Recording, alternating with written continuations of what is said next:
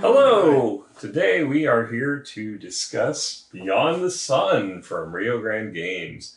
So before we get into it though, make sure you hit that subscribe button and the notification bell over there so you can follow along on all of our exploits and hijinks.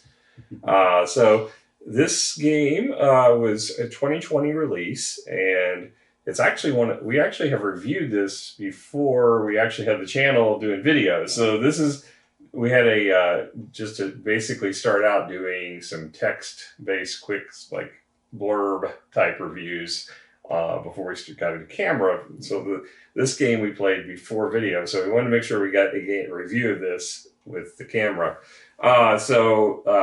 This was has a rating currently of 8.0 on Board Game Geek, and it has a rank of 127, which is really good. Yeah. 2 to 4 players, 60 to 120 minutes in length. I think ours was a little longer, but we had to learn a learning game because we hadn't played it in forever. Right. Age 14 and up. Designed by Dennis K. Chan. Art by Franz Vollwinkel. And it's published, as we mentioned, by Rio Grande Games.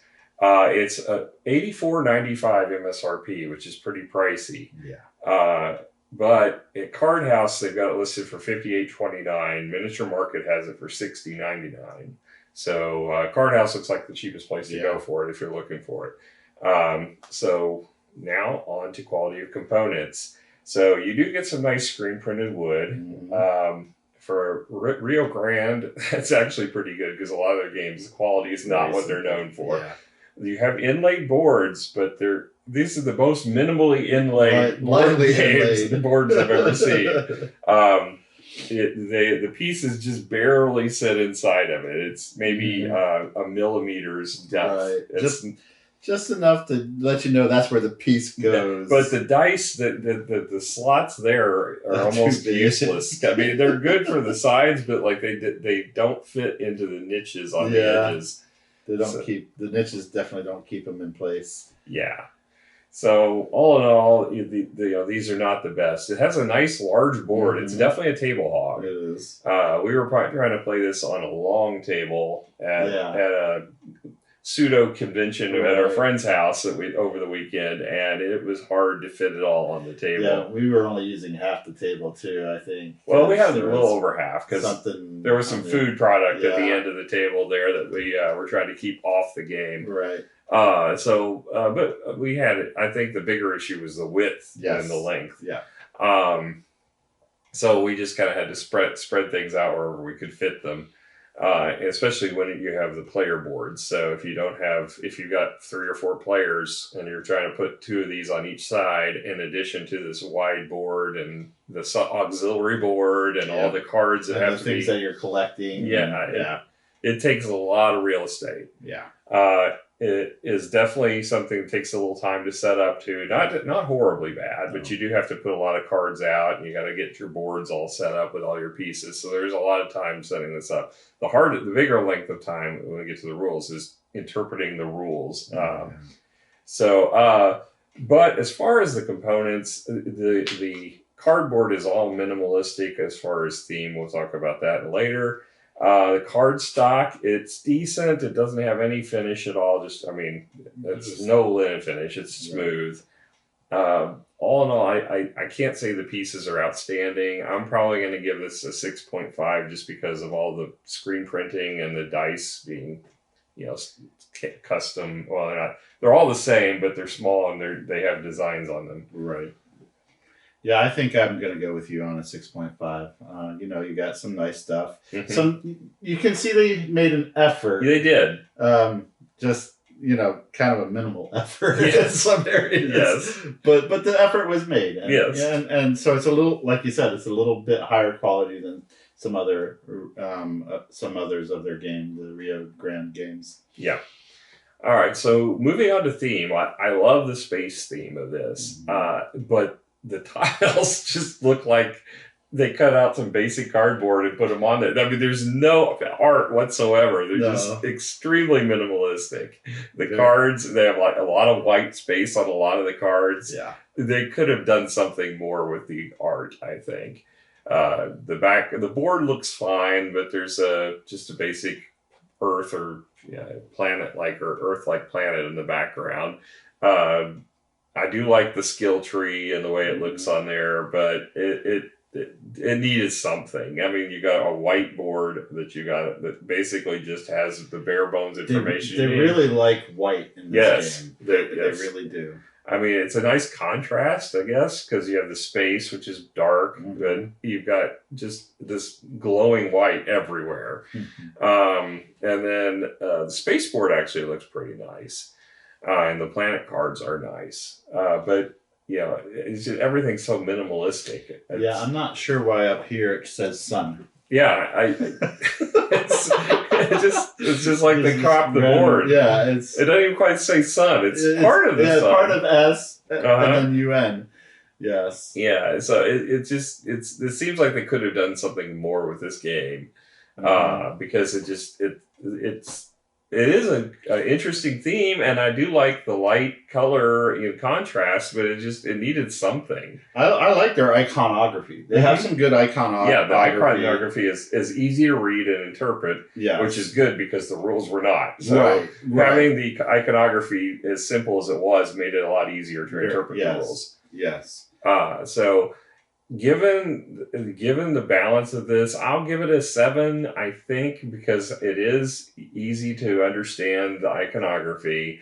It does have a nice contrast with and I like the way the skill tree is laid out, because that's the predominance of this game is the skill tree. So I'll give it a 7. I'm going to go with a 7.5 because I think part of why we have these just solid whites and things like that is because they were going for that look. I think that was an intentional look to just kind of give it that modern spacey feel. However, I think they fell a little short on that look.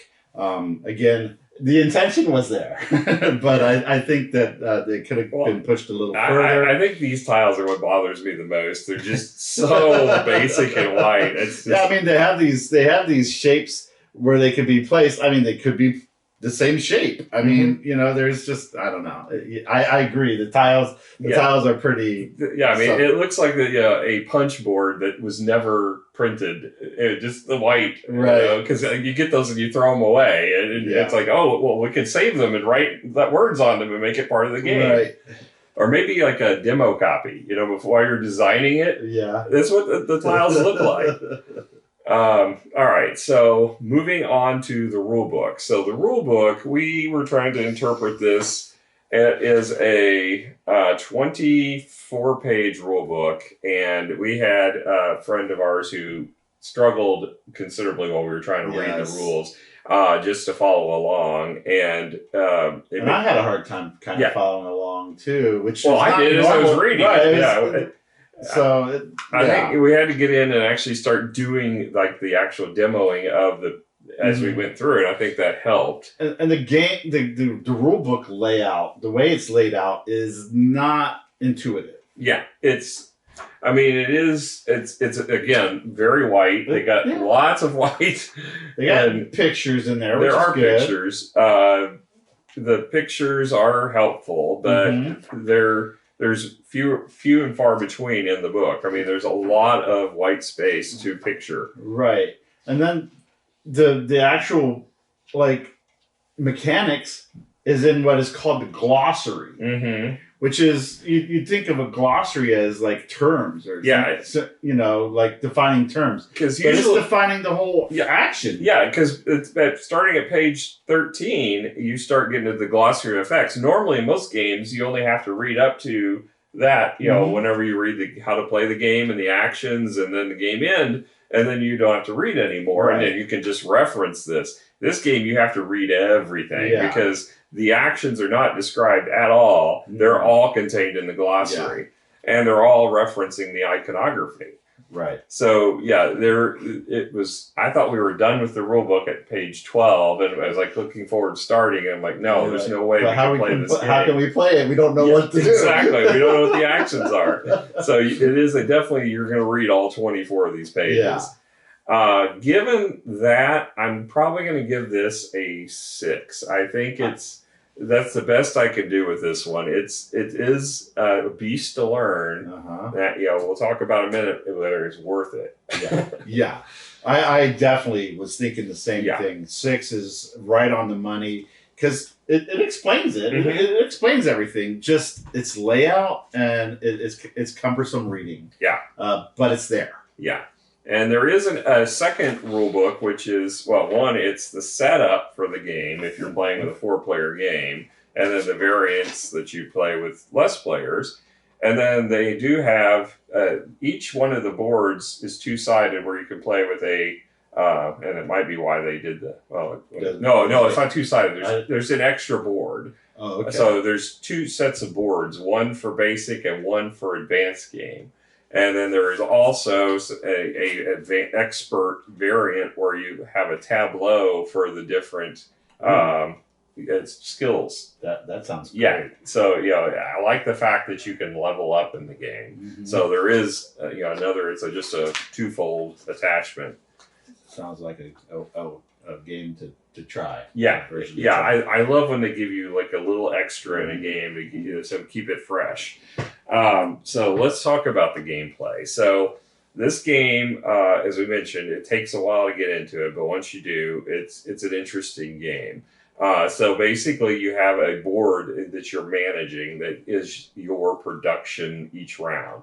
And on your turn, all you're going to do is take one action. You have a little wooden hex piece that you take actions with, and there's little hexes on the basic spacefaring that are available to everyone. As long as someone is not on that space. And the spaces, each action has multiple spaces on it. So you can go to the same space as someone else and you just have to go to a different hex on that space. In most cases, you don't have to pay anything extra. Right. There's just a couple. There is one on 3-player. I think there's 2 on the 4-player version that have you where you have to pay a coal to go there. Right. Or I guess it is. Not coal. Yeah. Or. It just... Yeah, it looks like coal. But whenever you take the basic actions, they let you the first one lets you develop a skill. So there's 4 basic skills that are already available to you at the beginning of the game. To develop the skill, all you're going to do is if you have a worker, which is one of the sides of these dice, you can take it from your pool and you can assign it to any of the level 1 tasks. Most of them will give you an immediate benefit whenever you play on it. Some of them will have an ongoing action that you can take when you go there. Like this one lets you go here to pay an ore to turn a man or an individual into a 2-level spaceship and then move it 3 spaces. Or jump 3 spaces. As they call it, yeah. So they have different actions you can take, and whatever your strategy is going to be, you can do. But the most important thing is it unlocks future skills. So you can develop more powerful skills as you go across. And they have lines that indicate what are required to level up each one. Some of them only have 1. Some of them require multiple, which it's really interesting as you get this pool together to say, oh, okay, I can connect this one to this one so I can go there. That each one of these is represented with a color from yellow, blue, green, and red. And as you go through, whatever it's the prerequisite tasks are that go in, those are the colors you can choose from for your next task. And you always pick 2 until you get 2 that match, and then you choose between those 2. I like that mechanic. I thought that was very interesting. I mean, you did have to burn a lot of cards sometimes, but you just shuffled them back in and put them in the bottom. So it's an interesting mechanic because it gives you a few options as you're developing, and if you're the first to do it, you get to kind of choose. And you don't have all the options. You're limited, which is nice too. I like that too. Yeah, so it helps you get you get some control over how the future unfolds for everyone. The other thing I like was the next piece of it is after you've taken your action, whatever you choose, you then get to take a production, and you have 3 different choices on there.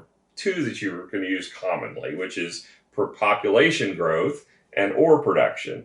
You also have this resource trade. I don't know if we ever even used it during the course of the game. Yeah, I think the only one who did was our buddy. Jonathan? Yeah. So it's rare you'll use the bottom one. But basically, this is how you get more cubes as population or you can get it to get ore production, which are the two primary things you need in the game. You don't want to run out of either one of those things, because it will limit you severely on the choice of actions, because most actions you're going to place a cube onto a board somewhere. Right.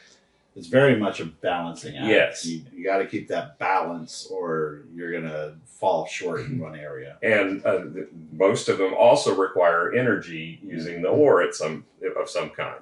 So if you don't have one or the other, you're going to be very limited in what you can do. Now, one action everybody can take is to basically get one cube and one ore as change a cube into a person, a supply into a person, right? And gain an ore, as long as you have that supply. Yes. So that's another thing that's interesting with this game is you have these locks basically on your board for both your population and your ore, and you have to move, advance these by either sending them to the automation track or by exploration, which we'll get to. But basically, you got to clear this board off, or else you're limited to the first column of your cubes, and you can be in a serious bind, because if you run out, you can only call from the first column. And so once you've drained that column, you're out of cubes, right? Unless you have developed that. So you basically have to keep this as kind of a running clock as you move through. You've got to move those forward, or because you will burn through your population. Right. And that's done, like you said, with exploration or with gaining new technologies, which allow you to move it up to automation. Yeah. So taking advantage of automation, and it's like every 2 is what it takes to unlock one of those. So you really have to keep that going on that. I ran into a problem because I got my population all unlocked, but I was really behind on the ore production during the game, and it kept limiting me. And I think Jonathan had the reverse problem. He had the ore production, but he didn't have population. But then the other thing that your population can do is become spaceships. So you start the game out with, depending on your player board, each player board has a little bit of difference. Mine, in this case, gives me a second ship, but you start with usually one level 1 on Sol is the typical. You've got one that lets you actually start in deep space, so you have a little more access to things. But basically, you're sending these ships to different planets to discover. Now, there are some pre-printed on the board. Their purpose in there is one that lets you get some of these cubes onto them, or circles off your board, to basically claim those spaces. As long as you have the strongest military force there. Right. And also, they have spawning areas. So when you do spawn ships, if you controlled one of those remote areas, you can actually spawn on the ones on the board. But more importantly, you have these cards that are on the board, and you're trying to claim those planets as your own. Right. So you can send if you use the jump ability, you can move ships. And like in this one that was on the board, jump 3, that means I can move any number of ships up to 3 spaces total. Right. So I could move 1 ship 3 spaces, or 3 ships 1 space, or any combination thereof. Right. So I have 2 ships. If I had 3, I could move them both here. And I could, since I have the majority, I have ownership of this temporarily. So I would take whatever cube was relevant. In this case, it's one of the plant ones, which is a population, and I would take it from my board and put it there. So as long as I have the strongest military force, I have ownership of that planet. Somebody else could move in later with a stronger one. Even though I have 2 cubes, it doesn't matter the cubes. It's the total of the numbers on them. So if somebody moved 1 3-level cube in, they would take ownership from me, and I would have to take this back to my board. So the way you permanently keep those is there's a requirement on each planet of what it takes to colonize the planet. Now, to colonize, you have to unlock a colonize ability, because at the beginning of the game, there is no colonize action. So as you develop the skill track, it's going to give you the option to colonize. And this is a really powerful thing, because one, it gives you ways to permanently get these discs off. And when you do colonize, you take the card. It has victory point bonus for the end game, but you also take a second one of your discs off to lock it to say it's colonized. So those 2 can never go back to your board. And that's very important to get those off. The other thing is these things, one of the in-game conditions are the victory point bonuses for in-game, but also that triggers in-game after you get so many of them, is that you get a certain number of these cards. Right. So getting these cards gives you kind of double whammy as far as victory points.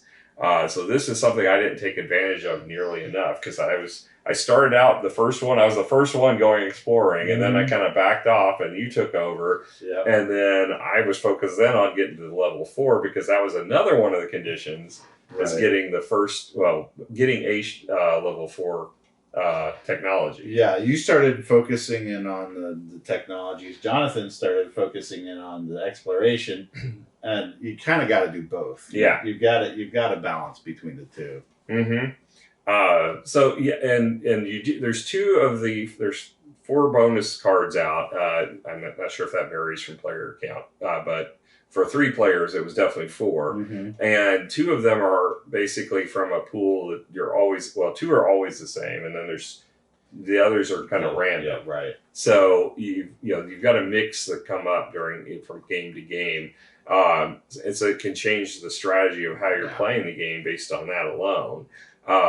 So the game will end when any 4 discs are on those technologies. So it can be if one player has all 4 of them, or it could be 4 different players each having one.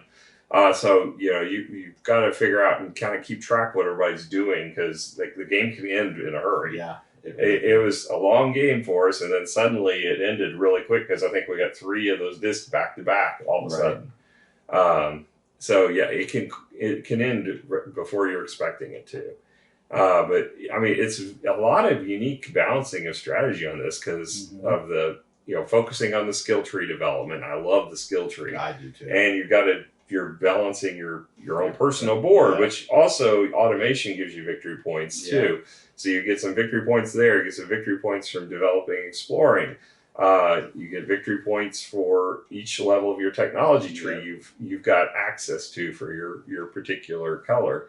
So I think there's a lot of ways to score in the game, which I always love.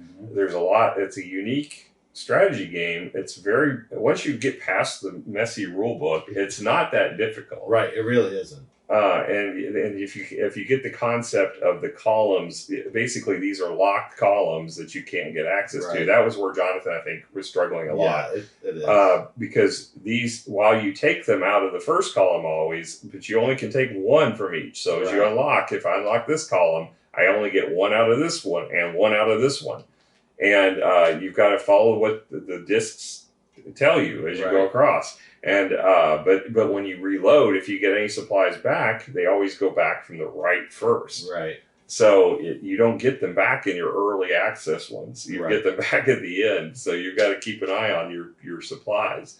I really like the engine of this game. I do too. It's a unique feel. I can't think of any game like it really. I mean, there's a lot of skill tree type games, but usually there's it's only an attribute. This is probably the most pure skill tree game I've ever seen, and I like that aspect. The fact that they've done it well.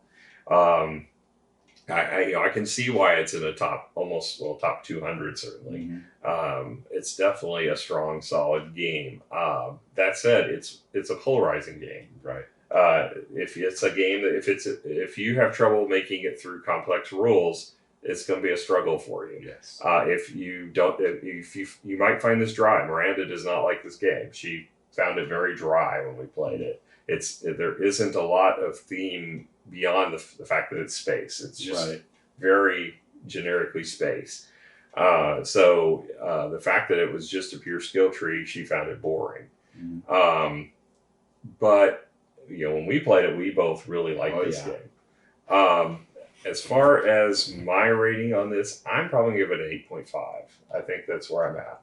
Yeah, I totally agree. I think an 8.5 is a fair assessment. I also really like games that have a skill tree in them. Civilization, Eclipse, those all have these things where you're unlocking technology.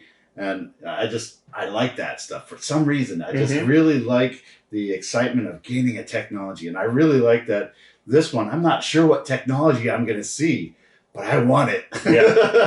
Well, and a lot of the skill tree ones are your own personal board. Oh, yeah. Yeah, where you develop your own skills. And I like those too. Yeah, but this one, everyone has the same. And you can impact other people's game because you were the first to choose, and therefore you decide the path. And if you pick the one that's most advantageous for you. Yeah, I really like that too. So yeah, I totally agree. And 8.5 is a fair assessment. And I like the fact that they give you that expert mode. That once you get you can I really want to try that. Yeah, I mean, matter of fact, we set this up for this video, and as I was setting up, I'm like, now I want to play it again. And it's sad. I know I'm not going to get to because I know Miranda's not going to want to, and you're going to leave. I have to leave. And honestly, I'm going to be getting Arc Nova tomorrow, and that one will be hitting the table as soon as possible. So I'll be putting this away, sadly, right after.